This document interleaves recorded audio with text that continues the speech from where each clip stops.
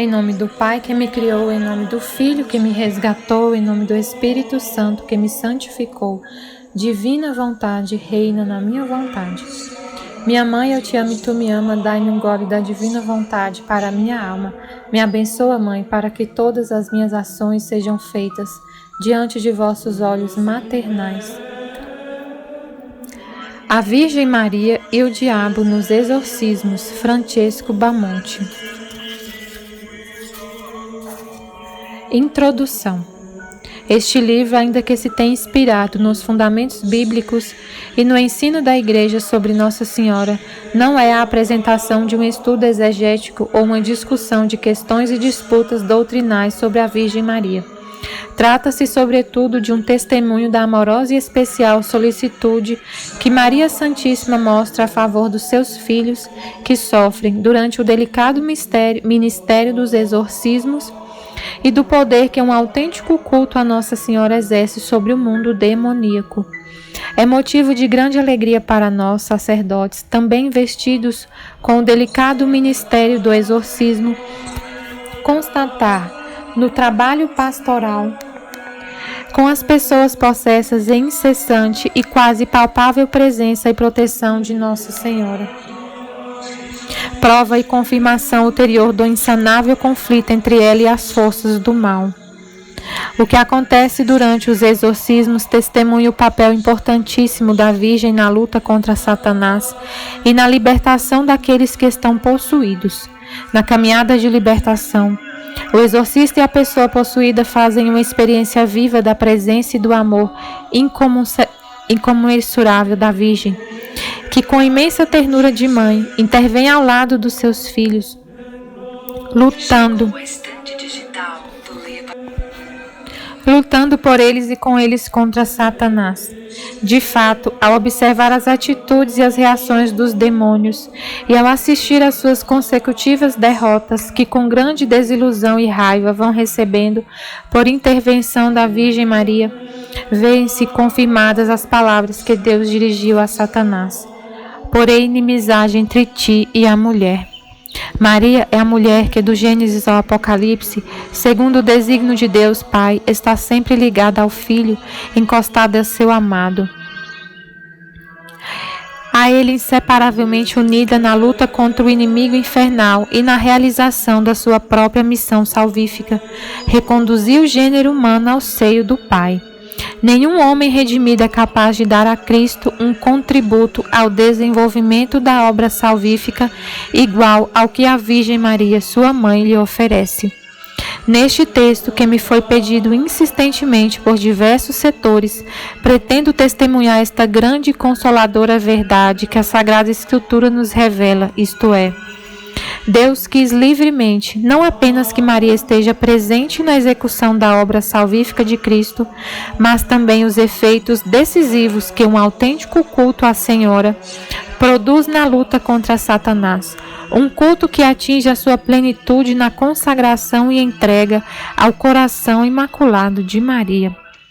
Além disso, tenciono testemunhar que os demônios que nós, os exorcistas, enfrentamos, intimamente unidos à Virgem Maria, são obrigados a testemunhar a dignidade extraordinária que ela detém acima de todas as criaturas humanas e angélicas, e a confessar toda a verdade acerca dela e a total impotência deles no seu confronto com ela.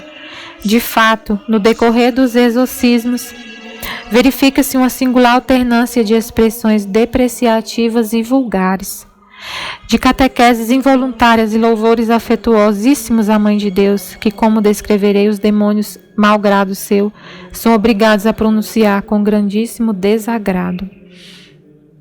A certeza de que o conhecimento dessas experiências poderá servir de edificação espiritual dos fiéis e, consequentemente, motivo de futura glória da Virgem Imaculada, induziu-me a publicá-las.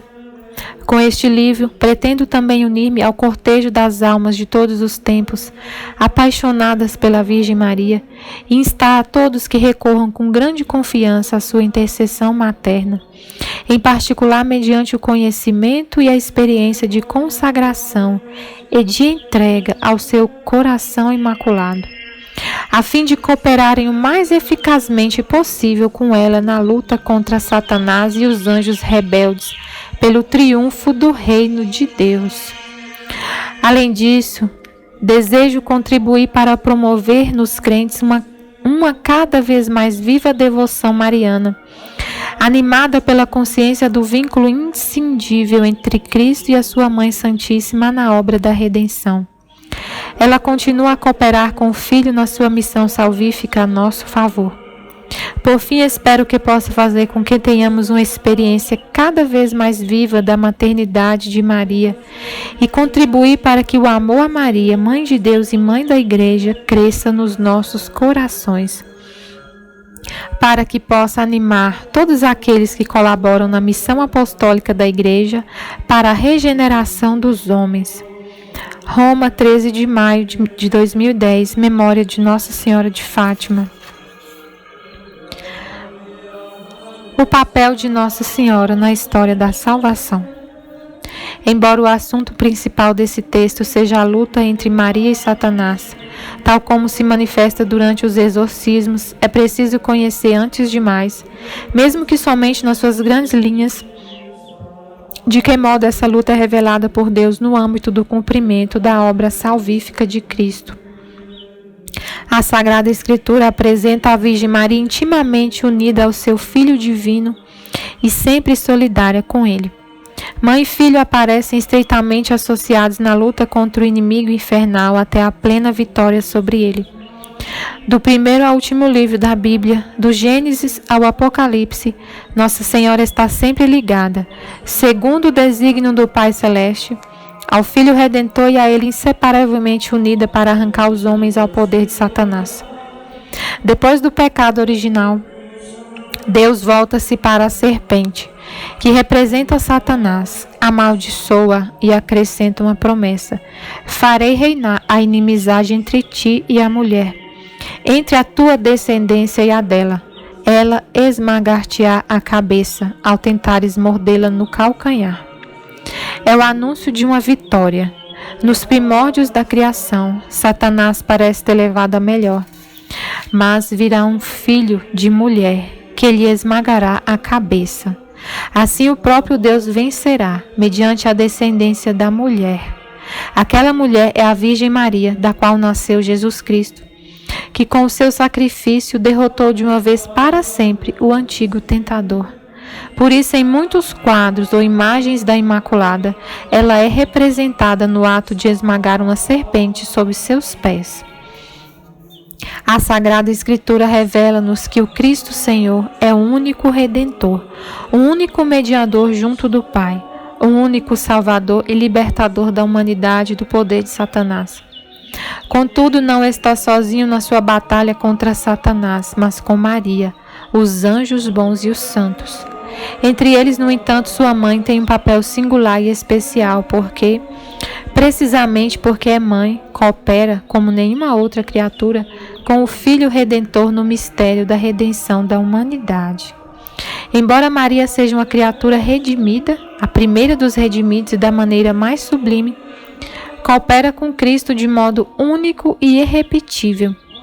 A cooperação dos cristãos tem lugar depois do próprio evento da redenção, cujos frutos eles se empenham em difundir mediante a oração e a união da oferta de si com Cristo ao Pai. A cooperação de Maria, porém, realizou-se já durante o próprio evento da redenção, isto é, ao longo da vida terrena do Filho, tendo inclusivamente sido necessário o livre consentimento da futura mãe para que a redenção se iniciasse. Se não tivesse dado o consentimento à encarnação do Filho, ele não teria podido tomar dela o corpo que ofereceu em sacrifício na cruz. Além disso, Cristo não subiu ao Calvário para oferecer-se como vítima por nós, sem a livre vontade de Maria.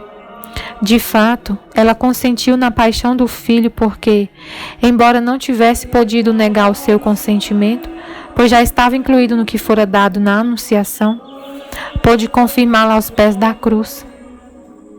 Esse consentimento, dado à imolação de Jesus, não constituiu uma aceitação passiva, mas foi um ato autêntico de amor com que ela ofereceu o seu Filho como vítima de expiação pelos pecados da humanidade inteira, para, deste modo, arrancar os homens ao poder de Satanás.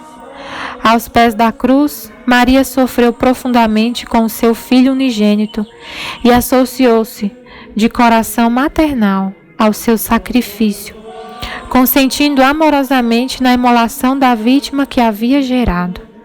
Com a paixão e morte de Jesus e com a compaixão de Maria, em cujo coração se reverberou tudo isto que Jesus padeceu na alma e no corpo, Satanás foi derrotado. O seu poder e o dos outros anjos rebeldes, de que ele é o chefe e que com ele e sob ele formam um reino, foi destruído. Embora continue ativo no mundo e por vezes nas várias épocas históricas, também de maneira muito intensa e evidente, deixa de ser invencível, enquanto a graça da redenção, na medida em que é acolhida por nós, nos torna capazes de destruir as obras do diabo. Essa graça é particularmente reforçada pelo nosso recurso confiante à intercessão especial da Virgem Maria. De fato, pela sua Imaculada Conceição, ela está no ser e no agir, clara e absolutamente em oposição ao ser e ao agir de Satanás e dos outros anjos rebeldes. Totalmente voltada, como nenhum outro ser humano ou angélico, para a neutralização dos ataques demoníacos e para a expansão do reino do Filho, que é a justiça, paz e alegria no Espírito Santo.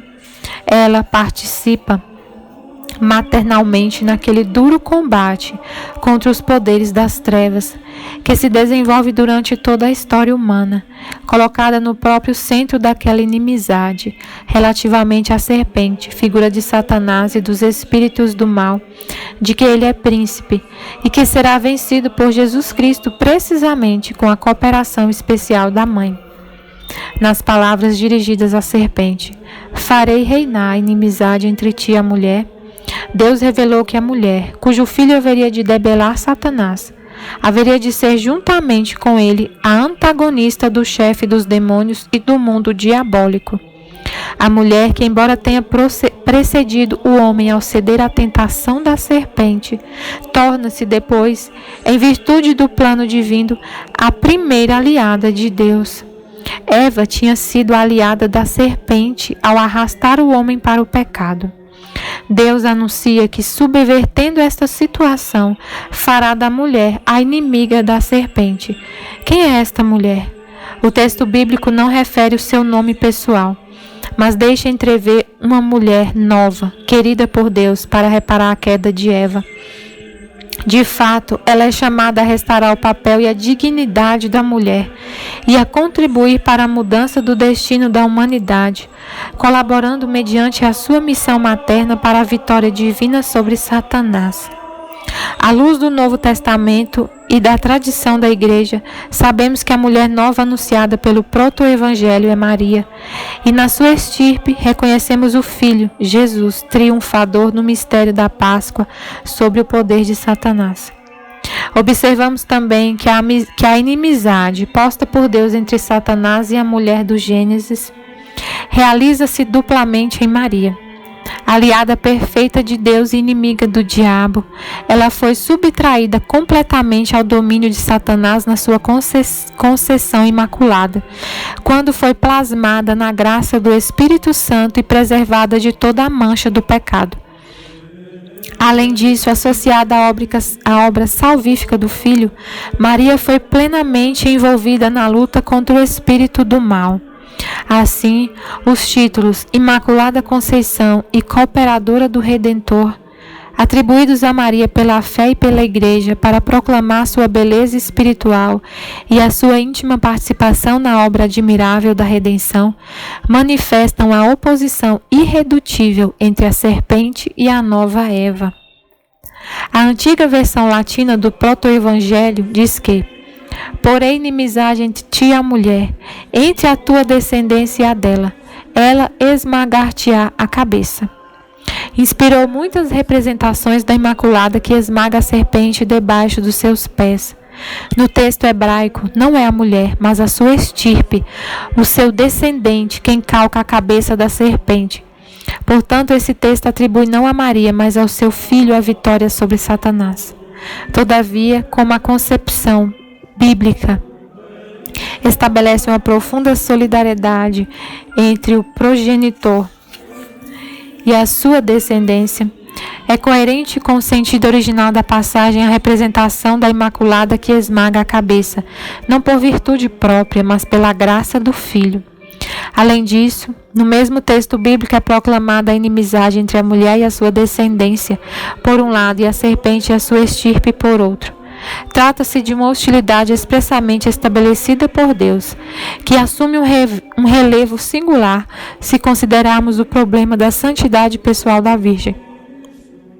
Por ser a inconciliável inimiga da serpente e da sua estirpe, Maria devia estar isenta de todo domínio do pecado desde o primeiro momento da sua existência. A propósito, a encíclica Fulgens Corona, publicada pelo Papa Pio XII em 1953 para comemorar o centenário da definição do dogma da Imaculada Conceição, argumenta assim: se, num determinado momento, a bem-aventurada Virgem Maria ficasse privada da graça divina, porque contaminada na sua concepção pela mancha hereditária do pecado, entre ela e a serpente nunca teria existido, pelo menos durante este período de tempo, mesmo que fosse breve, aquela inimizade de que a tradição primitiva fala, até a definição solene da Imaculada Conceição, mas sobretudo uma certa sujeição.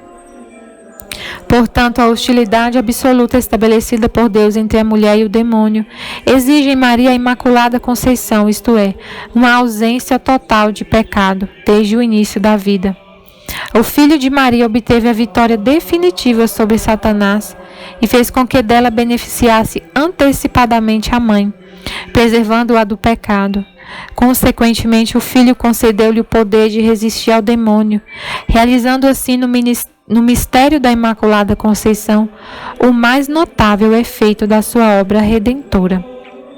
Portanto, na história da salvação há três grandes protagonistas: Cristo Redentor, Maria Cooperadora de Cristo e Satanás, seu opositor, que, como já se disse repetidamente na Bíblia, é representado pela imagem de uma serpente, mas no curso da história da humanidade, por causa da sua crescente obra maléfica entre os homens, é figurado por um dragão vermelho e sanguinário, para fazer ressaltar sua ferocidade e crueldade desmesurada, em contraposição ao sinal que aparece no céu, da mulher vestida de sol, do capítulo 12 do Apocalipse, que também figura a Virgem Maria. Não nos esqueçamos de que, frequentemente na Bíblia, uma mesma figura pode ter diversos significados. Para os exegetas, mulher vestida de sol representa o povo hebraico, ou a Igreja ou Maria, mas é precisamente este último significado que prevalece, já que o filho desta mulher é Jesus. Ela, a mulher, dará à luz um filho varão, Jesus Cristo, o Messias, com o destino de governar todas as nações com cetro de ferro. E a sua mãe, a mulher do Apocalipse, aparece em luta contra Satanás, como Deus já tinha declarado no Gênesis. Caracterizada pela sua maternidade, a mulher está grávida e grita com as dores e o trabalho de parto. Esta observação remete-nos para a mãe de Jesus junto da cruz, onde ela participa com a alma trespassada pela espada, no trabalho de parto da comunidade dos discípulos, isto é, a Igreja. Apesar dos seus sofrimentos, está vestida de sol, isto é, tem o reflexo do esplendor divino, e aparece como sinal grandioso da relação esponsal de Deus com o seu povo, embora não indiquem diretamente o privilégio da Imaculada Conceição. Estas imagens podem ser interpretadas como expressão do cuidado amoroso do Pai que envolve Maria com a graça de Cristo e o esplendor do Espírito. Finalmente, o Apocalipse convida a que se reconheça mais particularmente a dimensão eclesial da personalidade de Maria. A mulher vestida de sol representa a santidade da Igreja, que se realiza plenamente na Santíssima Virgem, por virtude de uma graça singular. À luz de quanto dissemos até agora, compreende-se que os evangelizadores, os pregadores e os catequistas não podem calar-se acerca da serpente e do dragão, A evocação da luta contra Satanás deve entrar na dinâmica dos diversos serviços da palavra. Por isso, dever-se-á evitar silenciá-la, talvez pelo desejo de falar só da mulher. Por entre parênteses, a figura do dragão resolver-se-ia no empobrecimento da figura e da missão desta mulher. Amém, Fiat.